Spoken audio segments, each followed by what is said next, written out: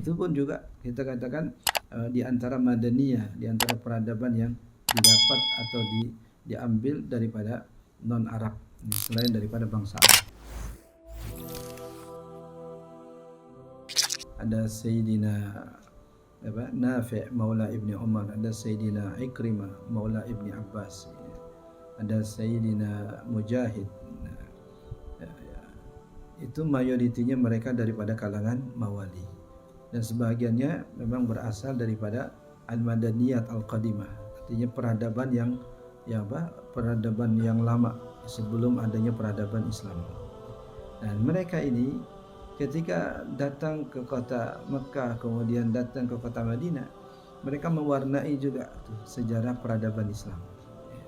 Tidak dipungkiri ada Sayyidina Salman Al-Farisi radhiyallahu ta'ala yang ketika para sahabat berperang, beliaulah yang kemudian memberikan usulan kepada baginda Nabi SAW untuk membuat parit. Kami, kata beliau, di negeri kami, di negeri Furs, kalau dalam kondisi semacam ini, dikepung dari mana-mana, kami akan membuat khandak di sekeliling negeri.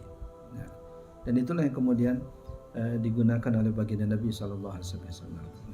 Ada Sayyidina Bilal Al-Habashi radhiyallahu ta'ala anhu, bagaimana sumud beliau, bertahannya beliau mempertahankan akidah.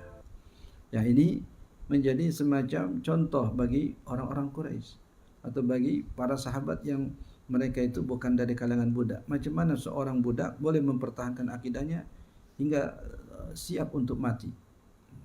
Apakah kalian yang adalah Quraisy daripada suku baginda Nabi SAW, apatah lagi sepatutnya kalian membela, mensokong dakwah, kalian justru kufur kepadanya, kalian justru memeranginya. Kami ini dari Habasyah, kami ini hamba sahaya, tapi kami beriman, tapi kami mempertahankan, tapi kami berjuang. Nah, itu pun juga kita katakan di antara madaniyah, di antara peradaban yang didapat atau diambil daripada non Arab, selain daripada bangsa Arab. Ada Sayyidina Suhaib Ar-Rumi daripada Romawi. Ketika beliau ingin hijrah, orang-orang Quraisy mengatakan, "Ya Suhaib, kamu datang dalam keadaan sebagai hamba sahaya, tidak punya apa-apa. Sekarang kamu sudah merdeka, sekarang kamu sudah kaya raya. Apakah kami akan biarkan kamu pergi membawa kekayaan kamu meninggalkan negeri ini? Tidak akan mungkin itu." Kata Suhaib, macam mana bila saya tinggalkan semua kekayaan saya, kalian biarkan aku hijrah? Nah, kalau macam itu boleh. Kami, Nur Family, ingin membuka peluang kepada anda untuk berinfak. Sesungguhnya, pahala infak itu akan senantiasa mengalir sehingga hari kiamat. Dan dermakanlah hartamu di jalan Allah, dan janganlah kamu sengaja mencampakkan dirimu ke dalam kebinasaan dengan tangan sendiri, dan berbuat baiklah. Sesungguhnya Allah menyukai orang yang berbuat baik. Semua kekayaan beliau tinggalkan, hanya pakaiannya melekat di badan saja. Kemudian beliau pergi ke kota Madinah, disambut oleh baginda Nabi SAW. Rabihal bai' Aba Yahya, Rabihal bai' Aba Yahya. Itu macam mana non Arab, non Quraisy memperlihatkan macam mana berkorban dengan harta sampai tak ada tersisa sedikit pun. Sebelum Sayyidina Abi Bakar As-Siddiq radhiyallahu ta'ala anhu dalam perang Tabuk itu menyerahkan semua hartanya kepada baginda Nabi SAW. Ya Aba Bakrin, madza tarakta li ahlik? Apa yang kau sisakan untuk keluarga? Taraktu lahumullaha wa rasulah. Aku hanya menyisakan Allah dan Rasul. Sebelum itu Sayyidina Suhaib sudah meninggalkan semua kekayaannya. Ada Suhaib Ar-Rumi. Sayyidina Abu Bakar radhiyallahu anhu itu menyeimbangkan apa yang dilakukan oleh non Quraisy tadi itu. Ini bukan Quraisy, tapi dia rela untuk mengorbankan semua hartanya. Macam mana dengan Quraisy yang dia adalah kabilah baginda Nabi SAW? Beliau korbankan semua itu. Ya. Ada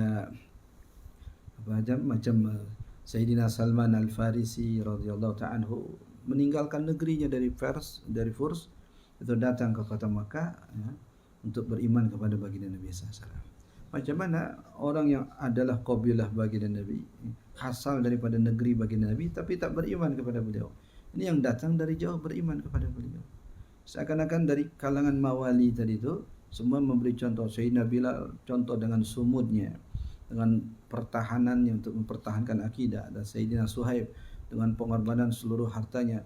Sayyidina Salman dengan hijrahnya dari negeri yang jauh. Nah, itu membuka mata orang-orang Arab ketika itu.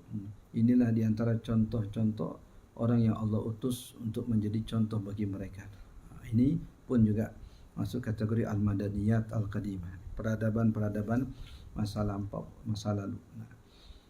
Itu amil yang pertama, faktor yang pertama yang menyebabkan adanya harakah ilmiah, itu ada gerakan ilmu di negara-negara Islam. Al-amilul awal al-mawali, hamba-hamba sahaya. Kalau dahulu hamba sahaya itu dimanfaatkan tenaganya, dimanfaatkan kekuatannya. Bahkan ada juga yang dimanfaatkan kekuatan di sini secara secara umum, bukan kekuatan fisik untuk bekerja. Ada juga yang dimanfaatkan kekuatan, kekuatan untuk menghasilkan anak. Jadi ada seorang mawali, seorang hamba saya dari sebuah kawasan di Afrika. Ini dia pernah menikahi 250 orang perempuan. Yang dari 250 orang perempuan itu lahir ratusan anak. Dia sebagai hamba sahaya itu digunakan untuk sekedar menghasilkan anak saja. Diberi makanan yang nikmat, diberi tempat yang nyaman. Jadi hamba-hamba sahaya itu, hamba sahaya itu kan aset. Sebagaimana kalau kita punya uang di bank itu kan, dia boleh berkembang. Ini hamba saya, kalau satu dia boleh menghasilkan anak, anaknya nanti jadi hamba saya lagi.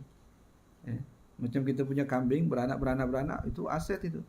Nah, ini hamba saya juga macam itu. Nah, dia hamba saya ini karena kekuatan fisiknya, ente tak payah bekerja, ente menikah atau menggauli perempuan saja. Ini kan budak dengan budak, anaknya juga budak, bukan pernikahan.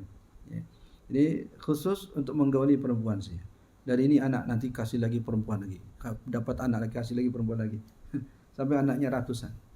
Itu aset itu, dan itu hamba saya yang paling mahal di zamannya. Karena boleh menghasilkan banyak anak, itu boleh memberikan kekayaan melimpah kepada yang memilikinya. Jadi fisik, kekuatan fisik bukan untuk bekerja tapi untuk buat anak. Ini macam pabrik anak. Nah, jadi dia tak payah bekerja. Itu kalau ente tidur makan. Nanti ada budak perempuan, nah itu ente gauli, nanti dapat anak. Istirahat sekejap lagi, datang lagi perempuan lagi, gauli lagi. Jadi dia sudah menggauli tidak kurang daripada 250 orang budak. Kalau satu orang saja memberikan anak sampai 3, 4, 250 bisa 1000 orang anak. Nah, ini pabrik anak ini. Allahu Akbar. Ini mawali ya. Faqad dakhala fil Islam adadun azimun minal Fursi war Rum wal Misriyun. Masuk Islam banyak sekali daripada kalangan Farsi, Romawi dan juga orang-orang Mesir. Minhum man usiru sigaran. Kenapa mereka menjadi hamba saya? Ada yang karena tertawan ketika masih kanak-kanak atau